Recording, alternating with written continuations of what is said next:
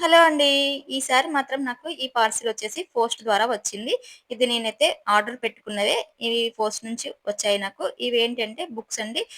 ఈ బుక్స్ వచ్చేసి శ్రీ లలిత సహస్రనామ లేఖన మహాయజ్ఞం బుక్స్ అండి. మనం లలిత సహస్రనామాలు చదవడమే గానీ, వాటిని మనం చదువుతూ రాయడం అనేది ఇంతవరకు నాకు తెలీదు. 1 ఇయర్ క్రితం నేను ఈ బుక్స్ గురించి చూసాను. కానీ అప్పుడు తెప్పించుకోవాలి, రాయాలనే ఆలోచన అనేది అప్పుడు నాకు మనసుకు రాలేదు.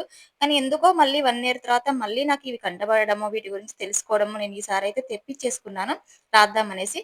ప్రెజెంట్ అయితే ఫస్ట్ ఒక 5 బుక్స్ అయితే తెప్పించుకున్నానండి. మా పాపకు, నాకు ఇద్దరికి కలిపేసి. తను కూడా రాస్తా అన్నది.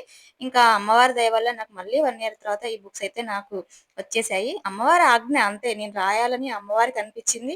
నాకు ఈ బుక్స్ మళ్ళీ 1 ఇయర్‌కి నాకు కంటబడి తెప్పించుకున్నాను. ఇలా మనం ఒక్కొక్కటి లలిత సహస్రనామాలనేవి ఇలా పైన ఉన్నవి కింద లైన్‌లో ఇలా రాసుకుంటూ రావాలి.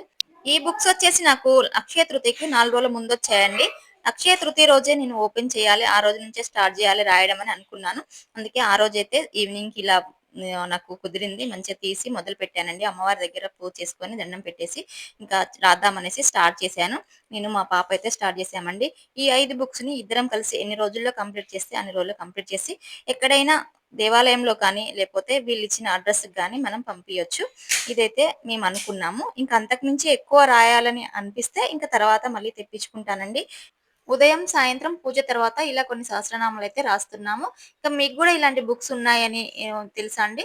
మీకింకా రాసేవాళ్ళు ఎవరైనా ఉన్నారా? ఉంటే కామెంట్ చేయండి. అలాగే ఈ వీడియో నచ్చితే మీరు లైక్ చేయండి. సబ్స్క్రైబ్ చేసుకోండి. ఉంటానండి. బాయ్.